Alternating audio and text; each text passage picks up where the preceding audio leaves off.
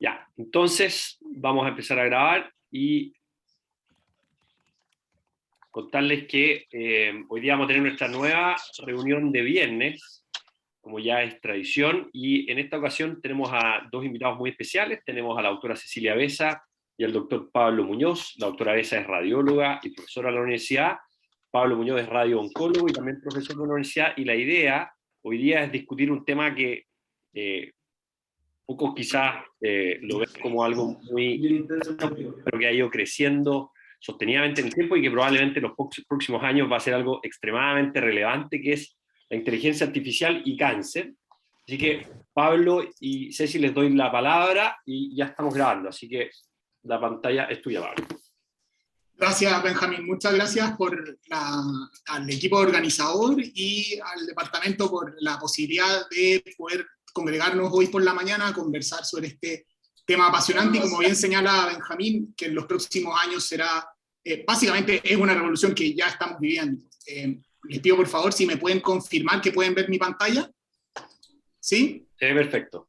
Excelente, muchas gracias. Y como señalaba Benjamín, tenemos hoy día el placer de la compañía de la doctora Cecilia Besa, no solamente en su calidad de radióloga, que nos acompaña en muchos de nuestros comités en oncología, sino que también la doctora Besa es investigadora principal de la iniciativa Millennium iHealth, que vamos a discutir durante esta reunión. Para quienes no la conocen, vamos a hacer una breve reseña. La doctora Besa es médico por la Universidad de los Andes, posteriormente completó su formación como radióloga en la Universidad Católica y luego completó fellowships en Washington University y en Icahn School of Medicine en Mount Sinai en Nueva York. Y desde su retorno a la universidad, la doctora Besa ha trabajado principalmente orientada a imágenes tóraco-abdominales, a imágenes de cuerpo y también a imágenes moleculares. Tiene un Fondesit regular andando y también es investigadora principal del núcleo Millennium iHealth, del cual conversaremos durante esta reunión. Entonces, como objetivo, nos interesa que en la próxima hora podamos primero definir qué es la inteligencia artificial. Vamos a conocer algunos ejemplos de la aplicación de la inteligencia artificial en la vida diaria. Vamos a reconocer el rol actual de la inteligencia artificial en medicina y algunas de las barreras que nos enfrentamos para su empleo. Vamos a conocer algunas aplicaciones de la inteligencia artificial en oncología y vamos, sobre todo, lo más importante, a conversar cómo Cáncer UC puede, y en mi opinión debe, crecer hacia un gobierno de datos, perdón. Está saltando. Acá. Entonces, para los cinéfilos en la audiencia, probablemente deben recordar la primera forma de inteligencia artificial manifestada en el cine, probablemente la más maligna de todas, que fue HAL 9000, el robot que trataba de asesinar a la tripulación en 2001 Odisea del Espacio. Y eso es tan antiguo como 1968, en la película en la cual Stanley Kubrick nos mostraba por primera vez este temor a ser reemplazados por un ser superior o un ser creado por el ser humano que pudiera tomar decisiones en forma autónoma. De hecho, yo le preguntaba a mi papá, por ejemplo, cómo fue cuando él vio esto por primera vez. Tenía como 15 años y fue una cosa como simplemente transformadora, como esta supra idea, o sea, una idea de que como un ser suprahumano pudiera suplantar tu toma de decisiones y básicamente imponerte su potencial voluntad era una cosa simplemente abrumadora. Y después, cuando yo tenía 14 años, pasó por primera vez que el ser humano es vencido, es derrotado en la tarea probablemente intelectual más compleja que se nos pudiera haber ocurrido en ese entonces, que fue cuando Blue derrotó a Garry Kasparov por primera vez. Habían tenido un match en noviembre de 1996 y por primera vez en mayo de 1997 esta supercomputadora de ese entonces de IBM vencía al que en ese momento era el gran maestro mundial en ajedrez. Y eso fue bastante transformador, y posteriormente, en marzo del 2016, ocurrió algo mucho más complejo. Para quienes no están familiarizados, el Go es un juego de mesa que se juega en Asia, que supone un desafío mucho más complejo desde el punto de vista intelectual para para poder emularlo, o para poder emular su toma de decisiones por un computador, porque tiene mucho más componentes de intuición y creatividad que el ajedrez. Y sin embargo, así como Kasparov le ganó una vez a Deep Blue y después perdió, AlphaGo, que es esta supercomputadora de Google, simplemente arrolló a Lee Sedol, y de 5 matches Lee Sedol solamente pudo ganar 1. Y eso fue bastante dramático, porque cambia este paradigma de que no solo se pueden emular ciertas tareas que tienen que ver con pensamiento algorítmico, sino que posteriormente se pueden emular tareas incluso más complejas que pueden llevarse a cabo a través de la creatividad y la intuición. Y no sé si alguno de ustedes estará... Hay un micrófono prendido, les pido si podemos apagarlo. Eso, si alguno de ustedes conoce... Eso, gracias. Si alguno de ustedes habrá visto esto en redes sociales, vamos a ver si lo podemos reproducir acá.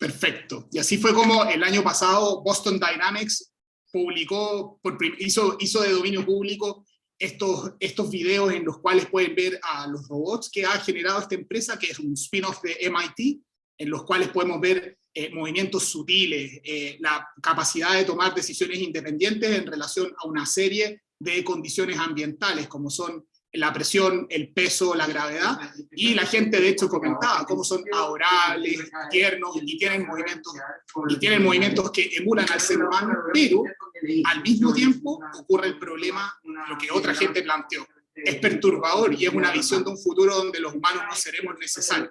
Y de hecho fue ampliamente comentado en redes sociales, y estas dos visiones chocaron en forma radical en redes sociales, de hecho en distintas encuestas. Y así es como al final del año pasado se publicaba una encuesta en estudiantes norteamericanos, saliendo lo que el equivalente a nosotros al colegio, que es high school, donde el 68% de ellos creen que su trabajo puede ser reemplazado por inteligencia artificial en el mediano plazo. Y la verdad es que sí, estamos viviendo la cuarta revolución industrial, aunque a ratos nos resulte un poco ajeno. Y vemos cómo desde la producción mecánica y el poder a vapor hemos transitado a la producción masiva, a la producción automática, y hoy en día la inteligencia artificial y la economía de datos es básicamente lo que moverá al mundo. Y lo que más me importa desmitificar en esta reunión es que la inteligencia artificial no es inteligente por definición, de hecho, y ahí lo vamos a conversar inmediatamente, sino que es más bien la habilidad de un computador para llevar a cabo tareas que son hechas comúnmente por un ser inteligente, y es, en otras palabras, una manera de simular los procesos de la inteligencia humana por parte de un computador.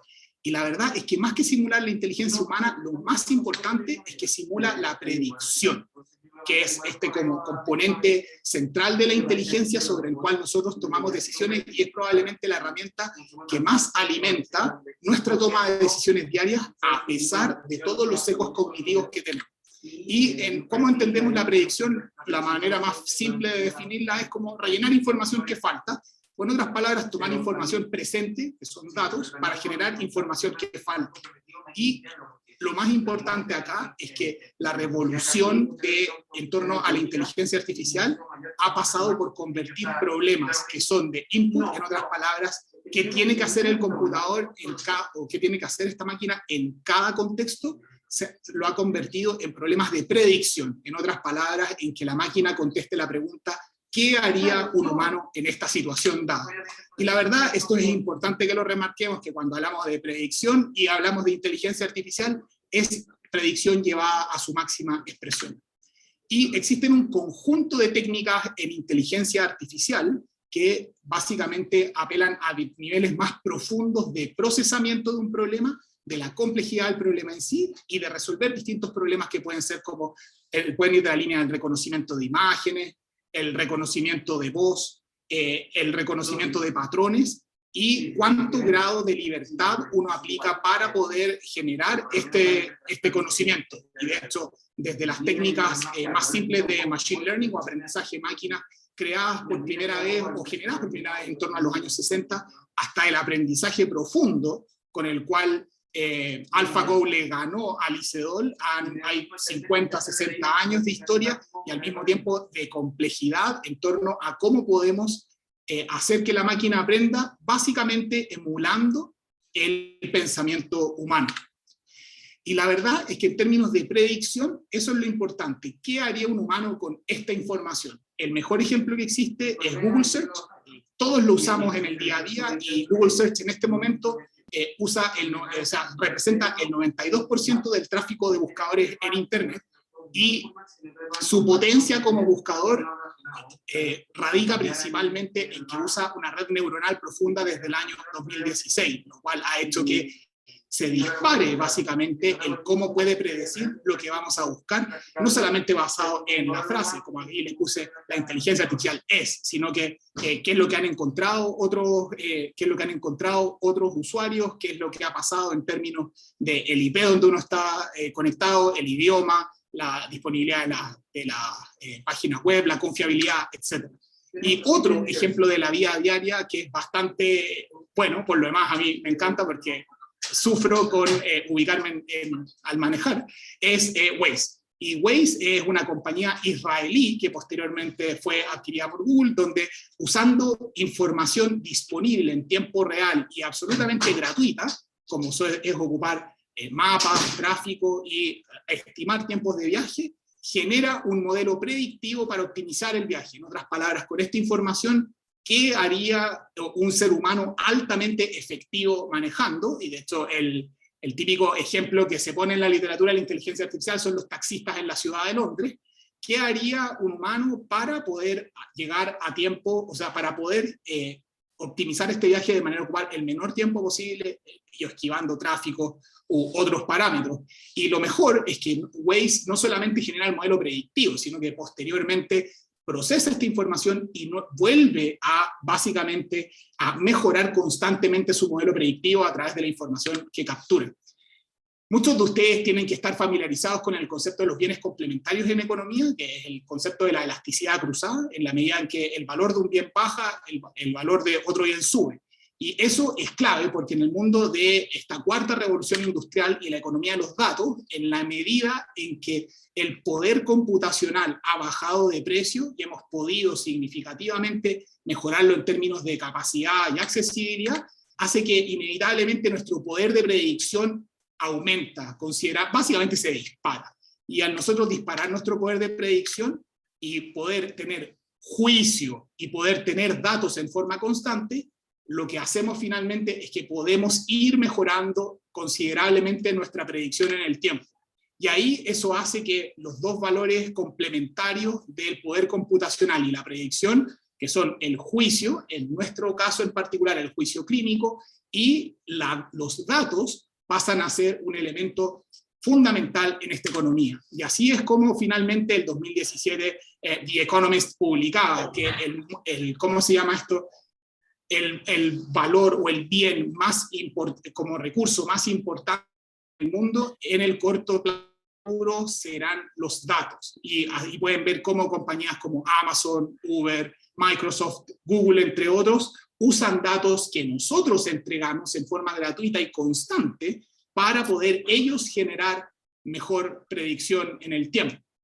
Y esto hace que se acuña la famosa frase de que los datos son el nuevo petróleo. Y en el mundo futuro esperemos que los datos en general serán el elemento clave que mueva esta nueva corriente de la economía. Y esto es clave porque hay una tendencia que es clave en esto, que es principalmente el empleo de herramientas digitales para entregar cuidados en salud, tanto en la medicina en general como en oncología en particular. Y esto hará de que no solamente capturemos la información que encontramos en una ficha electrónica o en imágenes, sino que por primera vez podremos capturar en tiempo real y en forma longitudinal lo que nuestros pacientes nos cuentan. Y aquí se conjugan elementos claves, como son la inclusión digital, el cómo es si nuestros pacientes están o no en condiciones de entregarnos información, a través de qué medios, acceso a internet, capacidad de entender lo que uno quiere evaluar en el tiempo, y con esto más encima no solamente saber lo que está pasando, sino que predecir qué es lo que pasará y poder actuar en forma oportuna. Y la inteligencia artificial en medicina tiene un montón de promesas. Esto que suena tan lindo y maravilloso de poder predecir lo que ocurrirá, básicamente ha generado un montón de promesas desde la década pasada, principalmente orientadas a que la inteligencia artificial reemplazará al médico, diagnosticará lo imposible, verá lo que no se puede ver en imágenes, que ahí vamos a retomar este punto pronto, eliminará toda ineficiencia, asegurará 100% de adherencia a tratamiento, minimizará los costos, los efectos adversos y curará el cáncer. Y la verdad es que hasta ahora han habido fracasos importantes en esta estrategia por falta de conocimiento. Y el fracaso probablemente más mencionado en la última década fue el que tuvo IBM Watson con la Universidad de Texas, donde finalmente tuvieron que votar el año 2013 un proyecto donde habían invertido a la fecha $67 millones sin resultado alguno, porque se creía básicamente que el alimentar una máquina con información nos iba a dar el potencial de generar cualquier cosa. Y la gran enseñanza y cómo cambió este fenómeno, el empleo de la inteligencia artificial para el futuro, es el reconocimiento de que necesitamos enseñarle a la máquina patrones, necesitamos enseñarle a pensar como el ser humano, el proceso, de que no es solamente entregar información, y esto hace de que hasta el día de hoy la inteligencia artificial empleada en la medicina sigue este concepto que se llama el de los doctores con patrones, en otras palabras, de que es una inteligencia artificial de empleo más bien estrecho hasta ahora, en términos de problema y predicción, y los principales ejemplos van orientados a los famosos doctores con patrones, dermatología, radiología, radioterapia, el empleo de casos constantes, el empleo de casos constantes y en forma continua, donde podemos predecir en forma consistente. Y la inteligencia artificial en oncología puede estar en todos los ámbitos que ustedes se puedan imaginar. Y en gran parte esto guarda relación con la capacidad de poder convertir un problema clínico en un problema de predicción, de qué ocurrirá en el tiempo. Si ha pasado esto una X cantidad de veces, la próxima vez que esto me pase, ¿cuál es la probabilidad de que yo pueda efectivamente predecir lo que es o predecir lo que ocurrirá? Y ejemplos hay montones. De hecho, DLAD es el algoritmo de detección de nódulos pulmonares en radiografía de tórax. Hasta la fecha, ahí me puede corregir la doctora Esa si estoy equivocado, pero es el más bullado en la literatura, donde en un set de datos ubicado en Corea del Sur, pero con 3 instituciones en Corea del Sur y con UCSF en Estados Unidos, analizaron más de 42.000 radiografías de tórax en 34.000 pacientes, y está validado en set de datos independientes, donde este algoritmo básicamente mejora la detección de los nódulos pulmonares que son cáncer en el futuro en 17 de 18 radiólogos. Y de hecho, incluyendo como un potpourri básicamente de distintos grados de entrenamiento y experiencia. Pero lo más importante acá es que DLAD no reemplaza al radiólogo, sino que nos permite hacer un screening o un triaje básicamente simple para posteriormente optimizar el trabajo. Y un segundo gran ejemplo de la inteligencia artificial ocupada en cáncer es la radiómica o radiomics, donde nosotros podemos ver mediante el empleo de procesamiento avanzado de imágenes lo que antes no podíamos ver. Y básicamente lo que busca esto es, a través de poder delimitar un tumor y conocer distintas propiedades en estas imágenes, propiedades que están comúnmente más allá del ojo humano, como cuando como cuando históricamente escuchábamos en el análisis de una imagen, se ve cómo parece tanto, esto se puede cuantificar, procesar, analizar y posteriormente correlacionar con distintas formas de resultados, como predecir un outcome en concreto, pronóstico, e incluso correlacionar con propiedades biológicas de múltiples tipos de tumores.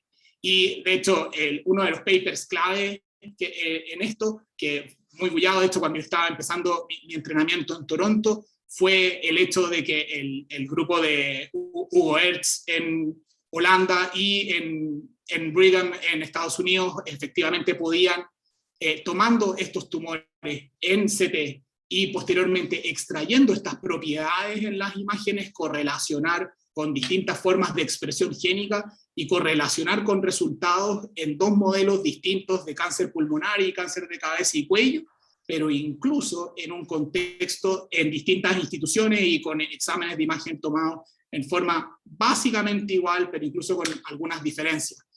Y no hay probablemente otra especialidad en la oncología que lidie tanto con datos como la radioterapia. Todo lo que hacemos es datos, y de hecho, desde la toma de decisiones y todo el procedimiento técnico detrás de la radioterapia es datos, y por ende son optimizables mediante el convertir los distintos problemas técnicos que existen en un problema predictivo.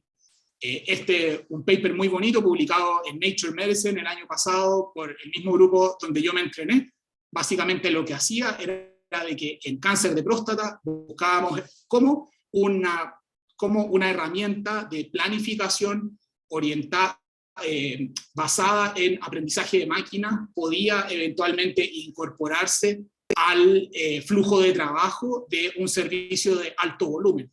Como muchos de ustedes saben, nosotros pintamos o contorneamos básicamente las estructuras sobre las cuales queremos tratar y las que queremos proteger, y posteriormente lo que hizo este experimento fue ocupar esta herramienta basada en aprendizaje máquina y compararla contra un flujo de trabajo de una institución de altísimo volumen y considerada top a nivel mundial. Y después de eso se incorporó a una herramienta clínica de decisión y al análisis tanto por pares y a control de calidad. Lo más importante y que es a destacar es que si ustedes comparan las curvas de arriba, donde están los planes generados por el humano, donde las distintas etapas del plan, como definirlo, la planificación y finalmente la toma de decisiones clínicas, toma finalmente en torno a 118 horas, podemos ver cómo finalmente cuando nosotros generamos estos planes a través del uso de Machine Learning, podemos salvar más de la mitad del tiempo. De hecho, o sea, es dramático cuánto se puede ahorrar en términos de optimización, básicamente cambiando la intervención del humano. Y lo más importante acá, eso sí, es que a pesar de esta ventaja que yo les acabo de contar, en este grupo que son 9 radiooncólogos que son expertos y se dedican a próstata, y en forma como interesante, cuando estaban en la fase de entregar esto o del uso de esto, incorporarlo a la práctica clínica, el plan hecho por la máquina, los radiooncólogos se sentían un poquito más como incómodos con el hecho de poder implementarlo. Y esto nos revela de que la aplicabilidad de la inteligencia artificial en la clínica no pasa solamente por optimizar los procesos, sino que del también sentirnos cómodos con el hecho de que algo sin intervención humana alguna sea capaz finalmente de entregar un buen cuidado a nuestros pacientes. ¿Cómo debemos trabajar para avanzar en inteligencia artificial? Hay múltiples aspectos que son claves y que no van al caso que empecemos a trabajar uno por uno, pero estos son, por así decirlo, como los pilares sobre los cuales tenemos que desarrollar un proyecto de inteligencia artificial futura. Y para ello, yo soy de la idea, y me interesa mucho que lo conversemos posteriormente, de que tenemos desde Cáncer UC, tenemos que generar un gobierno de datos. Que la verdad es que si bien hay muchas personas que deberían estar, o sea, muchas entes que deberían estar involucrados, este gobierno de datos tiene que estar alojado en el programa de Cáncer UC, tiene que venir desde nosotros.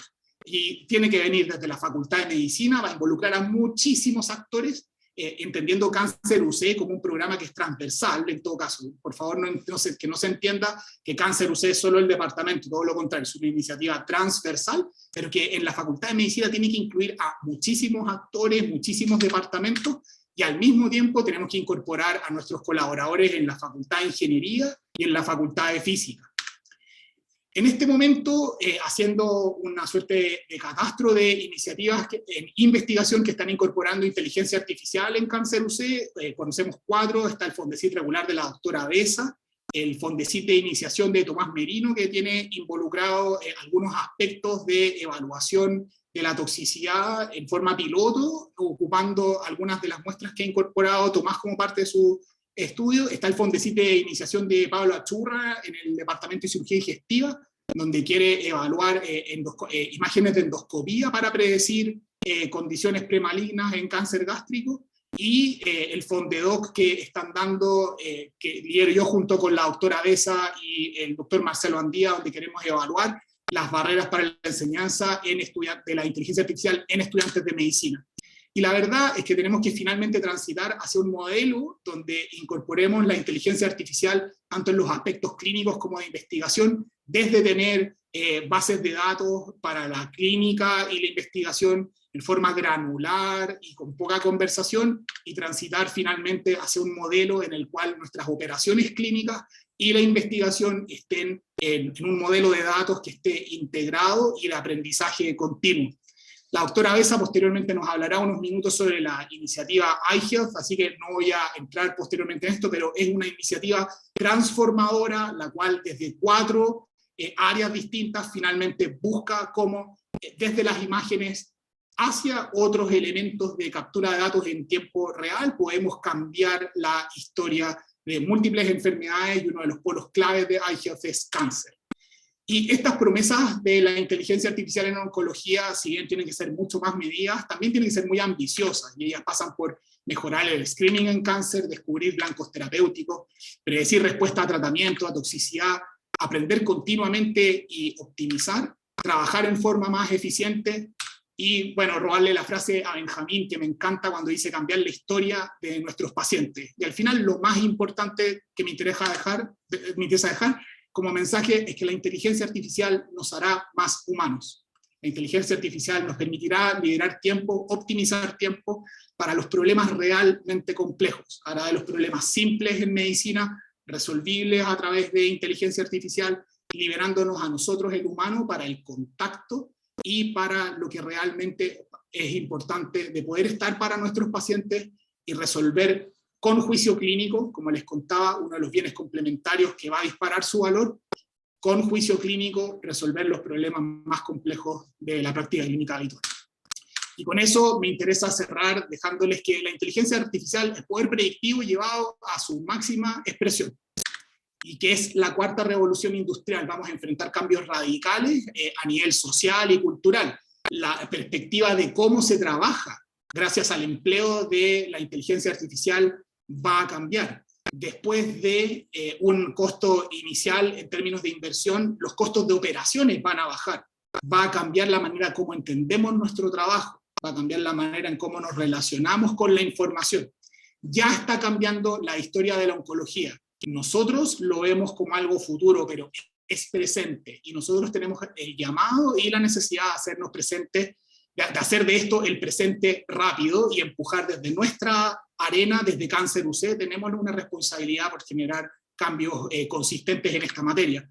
Tiene un potencial para mejorar resultados, acelerar el desarrollo de conocimiento y cambiar la práctica clínica, y nosotros como Cáncer UC tenemos una posición estratégica muy interesante, y el hecho de tener un gran centro de cáncer, estar alojados en una universidad, tener colaboradores en distintas facultades con expertise en manejo de datos, con expertise en inteligencia artificial, nos llama a ser protagonistas en inteligencia artificial en cáncer a nivel latinoamericano ahora. Lamentablemente ya vamos atrasados, así como nosotros tenemos este interés. Hay otros grupos en Bogotá y en Sao Paulo que están teniendo esta misma conversación en este momento, con la misma capacidad de generar datos, y por ende es fundamental que nosotros tenemos que hacernos cargo de eso lo más pronto posible.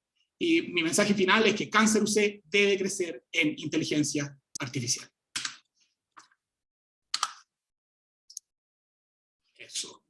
Voy a dejar de compartir acá. Entiendo que Cecilia, ¿estás por ahí? Sí, acá estoy. Perfecto.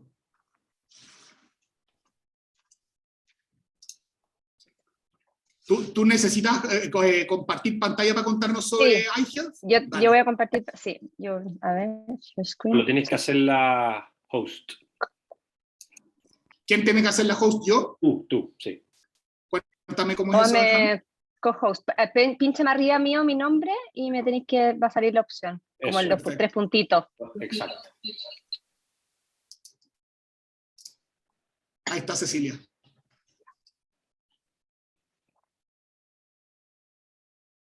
Ahí, ¿ves la pantalla? Sí.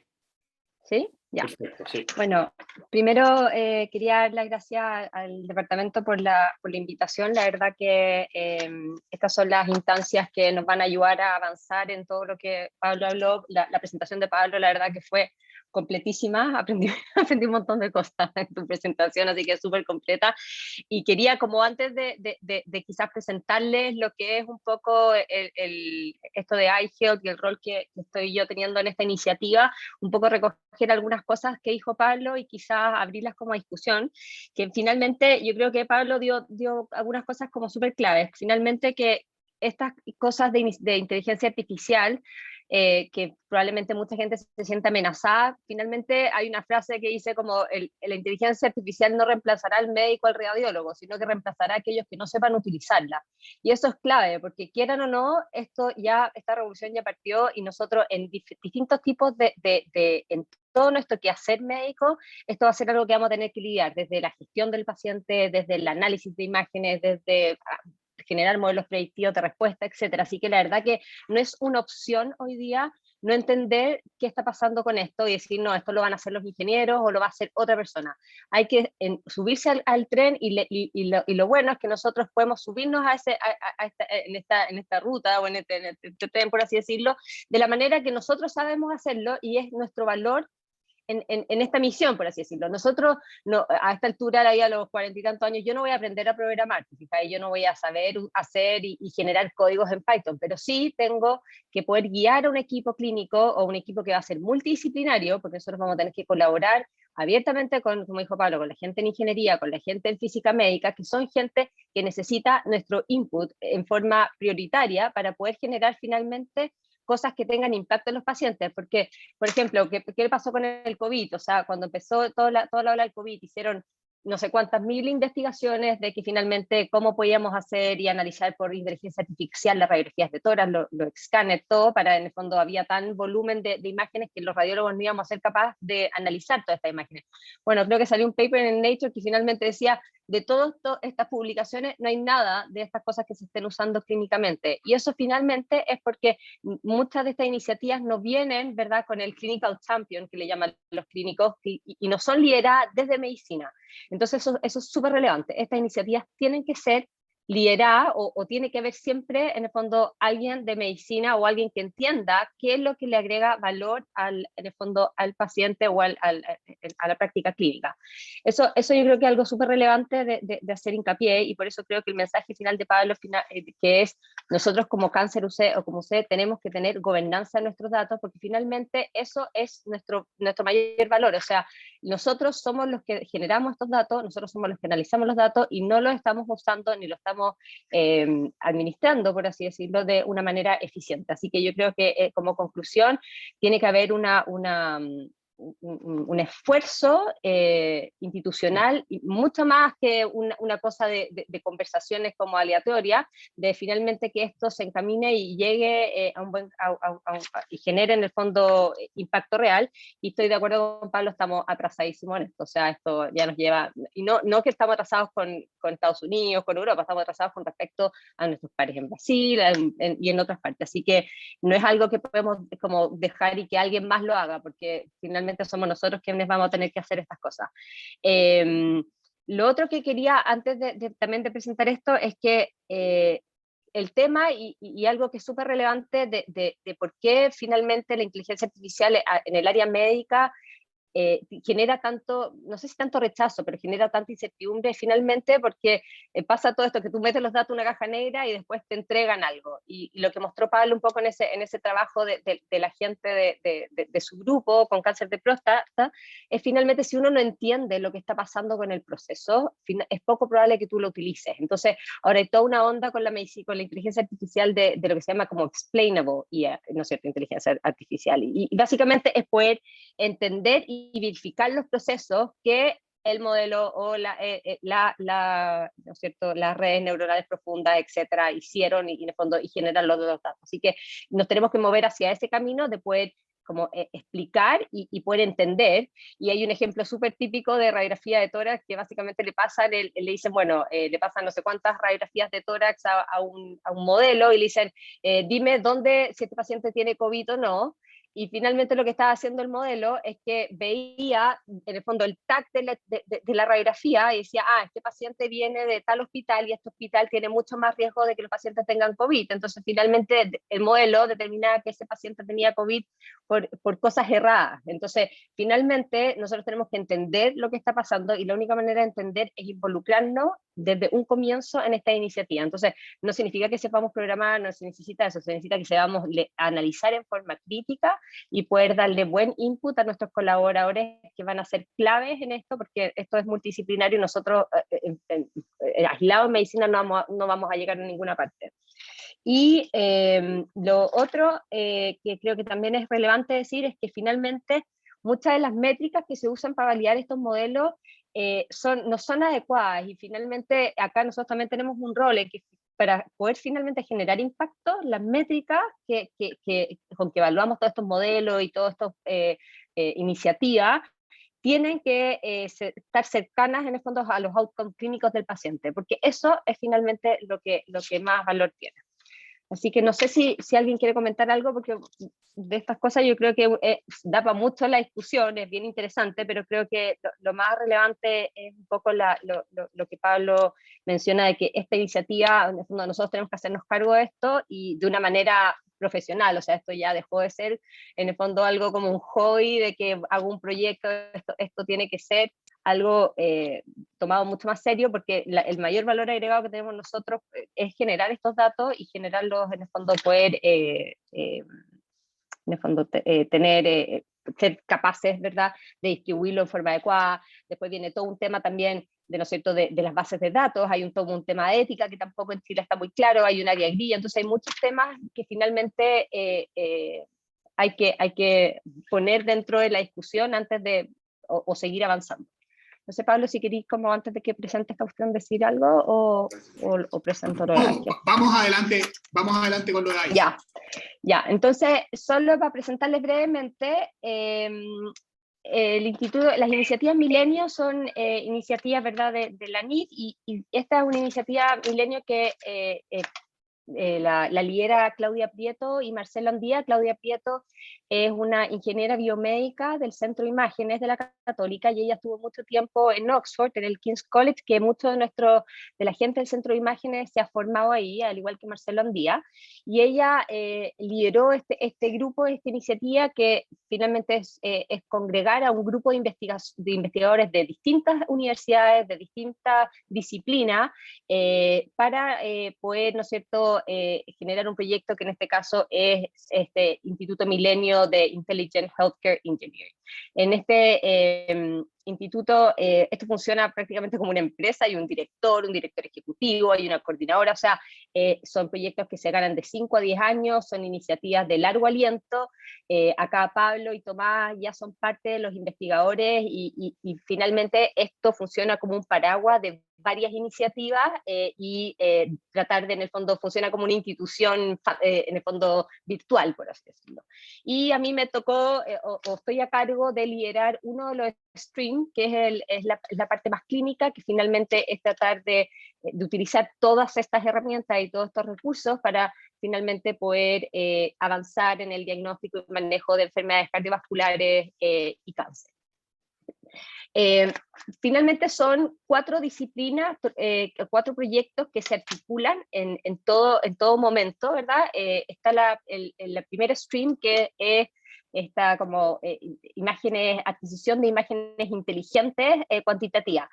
Hay nuevas técnicas, por ejemplo, y antes de eso mencionar que finalmente esto tiene mucha base en imágenes, pero queremos agregar no solo información de imágenes, sino que tratar de integrar información clínica relevante en todo momento del paciente, porque finalmente hay una suerte de ineficiencia en el sistema. O sea, el paciente entra y tiene el electrocardiograma por un lado, el ecocardio por otro, pero yo podría utilizar todos esos datos, por ejemplo, y integrarlo antes de leer el escáner de tórax, y eso me podría aportar información relevante al sistema, ¿verdad? Entonces, esos datos y toda esa sinergia que se puede dar entre distintas etapas del proceso o atención o manejo de un paciente se pierden y no aportan valor final a quizás mejorar un diagnóstico o un outcome, etc. Entonces, finalmente en este stream 1, ¿qué es lo que pasa? Podemos generar de forma más eficiente imágenes, que hay toda una nueva rama de las imágenes que yo finalmente puedo adquirir imágenes cuantitativas en un clic. En vez de tener al paciente 40 minutos en un resonador, bueno, lo tengo 10 minutos, hago como one click exam, que hay algunas técnicas que se pueden hacer y yo reconstruyo los datos que necesito en forma independiente y así no puedo liberar espacio en el resonador y puedo tener y traer nuevos pacientes.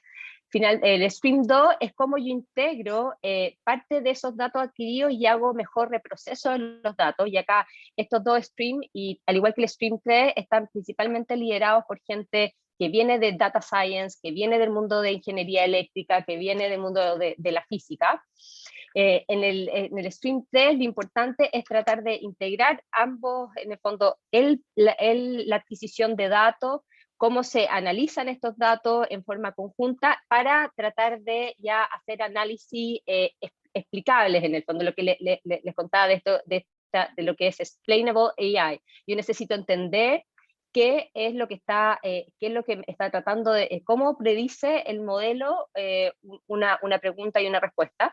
Y finalmente, el stream 4 es tratar de utilizar todos estos métodos para poder avanzar en el fenotipo, en el fondo, en la caracterización de ciertas enfermedades. Por ejemplo, el centro principalmente acá parte como cardiovascular y hígado, pero también hay una rama fuerte de cáncer porque hay hartos investigadores que nos interesa eso, y finalmente poder generar nuestras bases de datos y biobanco. Nosotros vamos a tener acceso al biobanco de UK, al UK Biobank, que es un biobanco bastante grande, pero la idea es también utilizar biobancos como es la cohorte del Mauco y también generar nuestra propia cohorte y banco de datos. Y esto es algo que es un desafío grande, la verdad. Hay un montón de cosas, de temas logísticos que hay que solucionar para eso, pero es algo que debiésemos poder ser capaces de resolver, y es algo que va a ser, como dijo Pablo, va a ser un poco lo que va a determinar si es que finalmente podemos ser líderes en la región de este tipo de iniciativas. A ver acá. Ya, entonces finalmente, como para decirles un poco más del stream 4, en estas enfermedades, y por qué quisimos hacer como hincapié en enfermedades cardiovasculares o hígado graso, es porque y cáncer son en general la causa más importante de, ¿no es cierto?, mortalidad en el mundo, ¿no es cierto?, desarrollado. Y ¿no es cierto?, hoy en día muchas de las técnicas que finalmente se usan actualmente no cuentan con los estándares para poder reproducirlos y poder aplicarlos en forma generalizada, ¿ya? Y por otra parte, es importante saber que nosotros siempre usamos nuestra población, nosotros nos comparamos con Asia, nos comparamos con Norteamérica, pero nosotros somos distintos epidemiológicamente, y para eso, para poder entender cómo funcionan este tipo de modelos o este tipo de iniciativas, tenemos que tratar de testear estos datos en pacientes, ¿no es cierto?, en pacientes de nuestra población. Así que va a ser súper relevante poder generar biobancos de datos con pacientes locales. Y como les decía, es bien ambicioso poder tratar de crear un banco de datos, pero que no sea factible, ya que nosotros tenemos acceso, como decía Pablo, cáncer útero, o sea, vemos un montón de pacientes y tenemos la suerte de estar en una universidad con colaboración de un montón de otras disciplinas.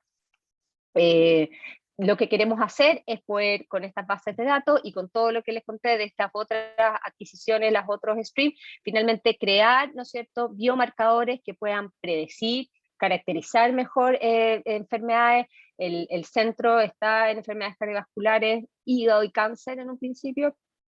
Y también hay una parte importante de tratar de que estos modelos, ¿verdad?, también sean modelos que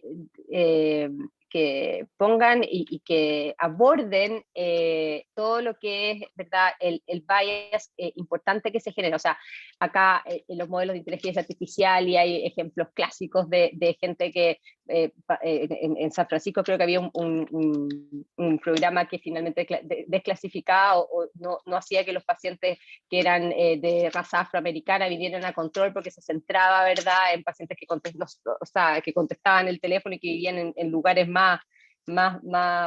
mejor, en vecindarios mejores, por así decirlo, y finalmente discriminaba a un montón de pacientes de que fueran finalmente a la clínica y accedieran a salud. O sea, acá estos datos y estos approaches tienen que ser para toda la población, tienen que incluir a gente de todo tipo de etnia, de todo tipo de estrato socioeconómico, y eso es un desafío importante porque finalmente la gente que llega finalmente a tener acceso a este tipo de imágenes o de técnicas son pocos. Entonces eso va a ser importante poder que estos modelos también tengan datos de otras partes, y por eso la relevancia de nosotros también incorporar centros como por ejemplo Antofagasta, que vamos a tener colaboradores clínicos Concepción, tenemos colaboradores clínicos en Punta Arenas, y esto no es una iniciativa que esté centrada en Barcoleta, UC, ni en el fondo Lira. Esto es algo que va más allá de eso porque queremos tener buena representación de lo que es la población de todo Chile. Esto es un ejemplo, por ejemplo, lo que sería, no, esto lo voy a citar porque Pablo habló algo similar, pero voy a brevemente mostrar que Pablo ya mencionó algunos de los proyectos que son parte de iHealth, y no voy a quedarme mucho detalle por temas de tiempo, pero este, por ejemplo, el proyecto de Tomás Merino, que es su Fondecit Inicio. Él está evaluando la cardiotoxicidad inducida por radioterapia en pacientes con cáncer, y en parte de su estudio, Tomás vamos a analizar, Tomás va a analizar con su equipo marcadores y información más avanzada de la imagen para poder, ¿no es cierto?, tener información inicial y no finalmente poder predecir a aquel paciente que va a tener un cardiotoxicidad en una etapa más precoz, y no cuando ya esté en una etapa avanzada y no haya mucho más que hacer. Tomás está trabajando con técnicas avanzadas de ecografía y también está estudiando con resonancia magnética, y la idea es poder analizar estos datos en forma más exhaustiva y con técnicas más avanzadas de radiomics y otros para poder predecir daño inicial miocárdico. El segundo proyecto, que está liderado por Marcelo Andía, es parte de su Fondecit regular, que está recién adjudicado. Él quiere mejorar la fenotipificación metabólica de los pacientes con enfermedad de hígado graso, usando espectroscopía y técnicas de machine learning. Acá Marcelo lo que plantea hacer es que finalmente la información, ¿no es cierto?, acá hay conexión importante entre lo que es, ¿no es cierto?, por así decirlo, y decir señales metabólicas, es demasiado raro el nombre, Marcelo me mataría, pero finalmente poder correlacionar información, ¿no es cierto?, del músculo. Él planea hacer biopsia de músculo en estos pacientes y correlacionarla con biopsia hepática, y también con espectroscopía, y poder ver cómo si hay correlación entre distintos parámetros más avanzados, y la espectroscopía es una técnica que la verdad que es engorrosa hacer, pero bien utilizada puede dar un montón de información.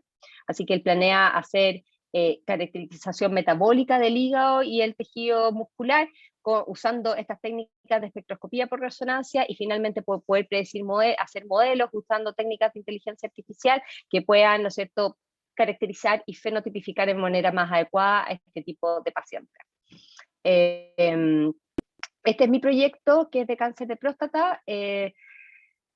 Lo que queremos hacer acá es que queremos generar información más avanzada, que es lo que Pablo mencionaba, que es todo esto que se llama radiomics, que finalmente yo soy como un observador en forma cualitativa, es incapaz de poder analizar y hay cosas que no estamos viendo en la imagen.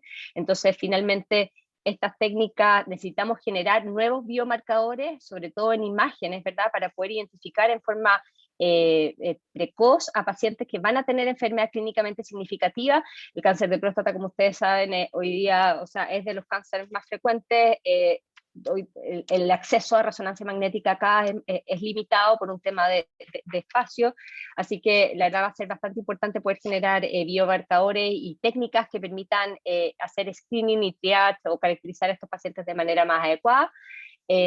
Así que finalmente, o sea, acá lo que queremos es, con técnicas de imágenes más, de adquisición de imágenes más avanzadas, hacer, poder finalmente extraer información cuantitativa más como avanzada, por así decirlo, que es usando estas técnicas de radiomics, y finalmente generar un modelo predictivo que nos permita caracterizar y predecir la presencia de cáncer clínicamente significativo.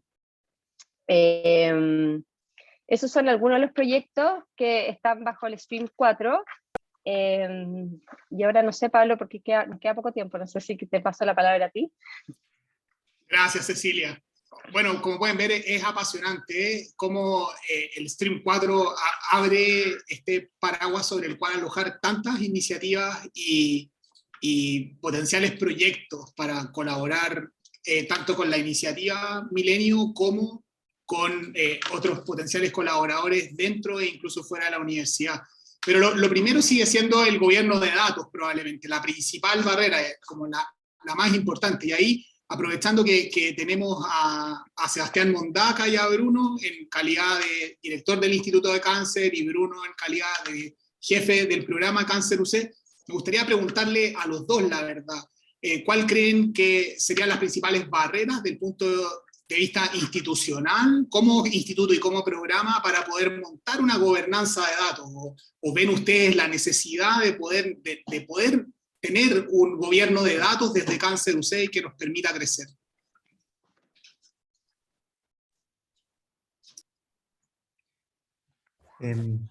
Bueno, primero, muchas gracias Pablo y Ceci por la presentación. En realidad este tema es extremadamente interesante y me alegro mucho saber que los tenemos a ustedes y a otros equipos pensando en esto, que como ustedes dicen no es lo que se viene, sino ya lo que está ocurriendo.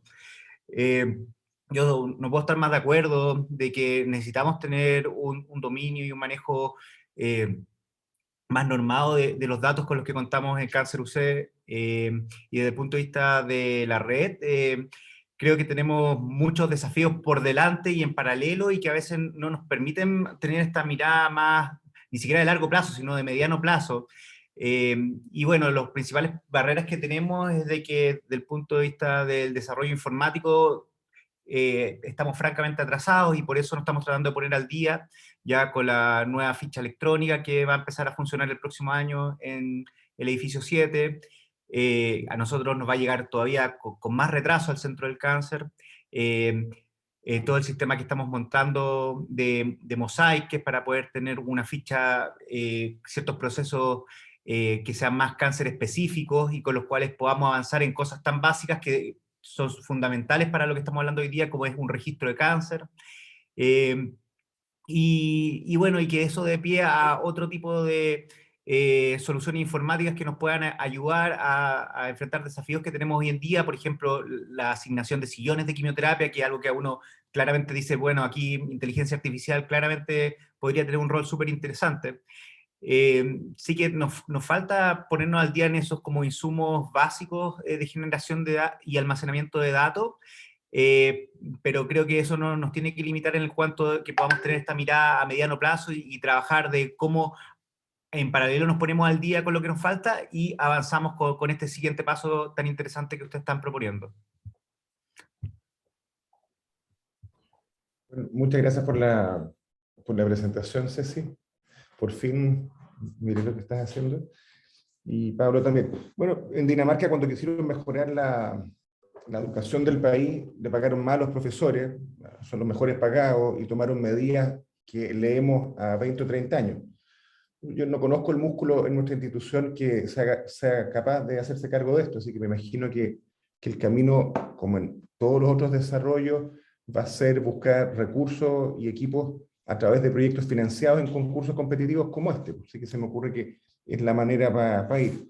Yo desconozco si hay un core, o sea, estoy seguro que no hay, pero un core que esté evaluando el impacto de la inteligencia artificial para el futuro de la escuela de medicina, por ejemplo. No sé si es que hay alguna cuestión así.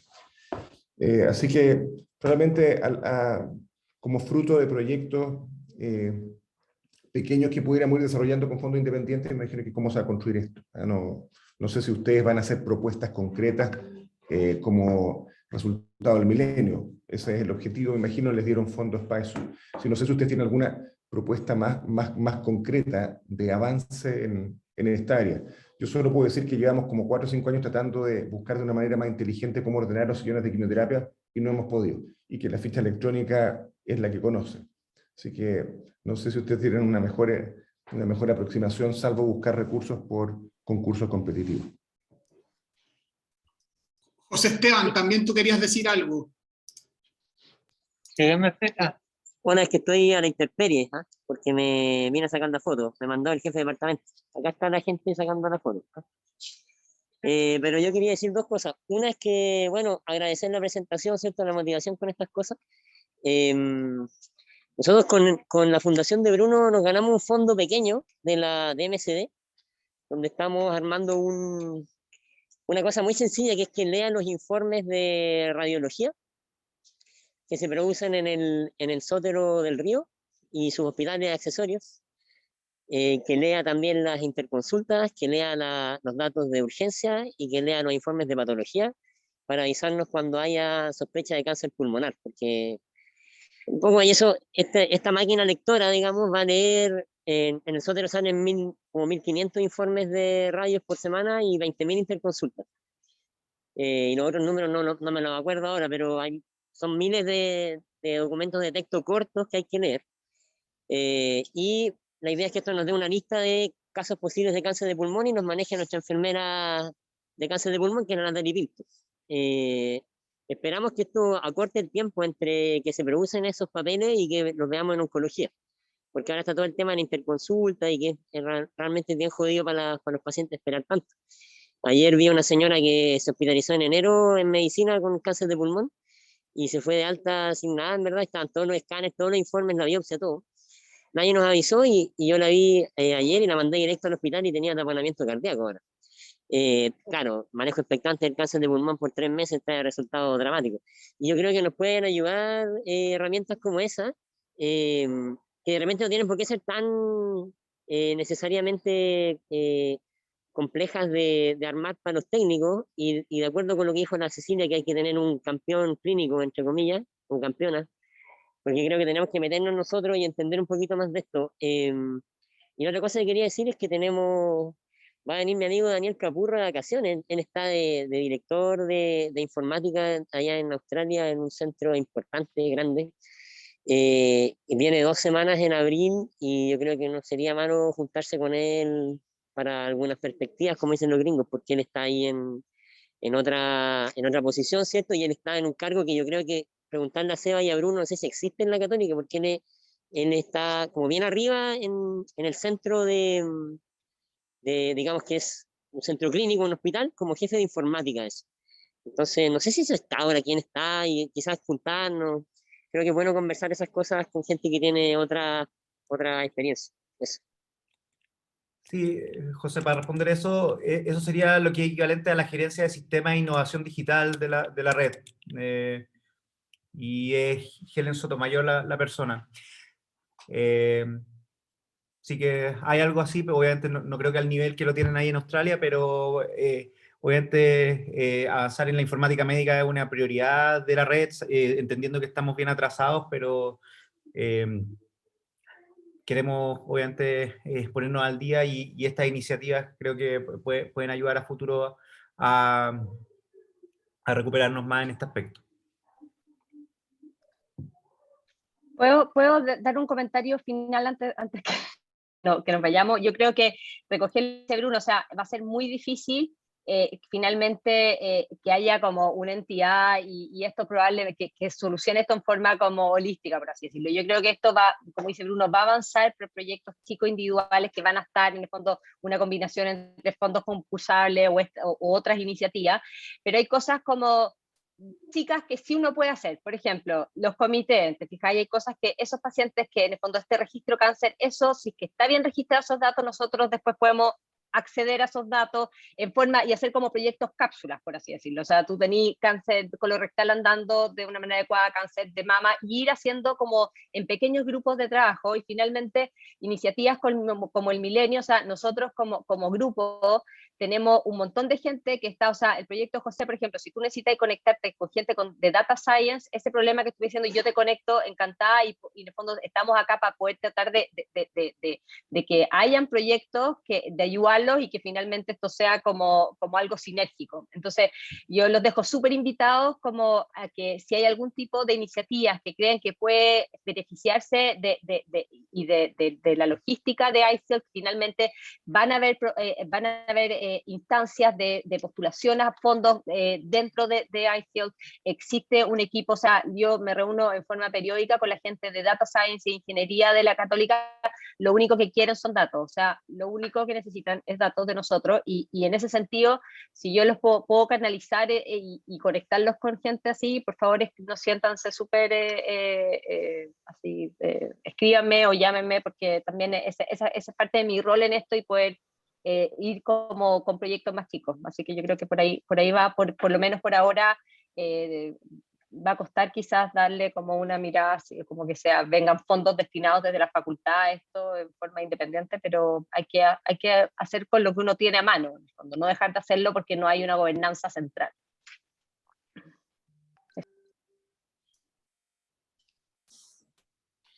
Perfecto. Bueno, Sí.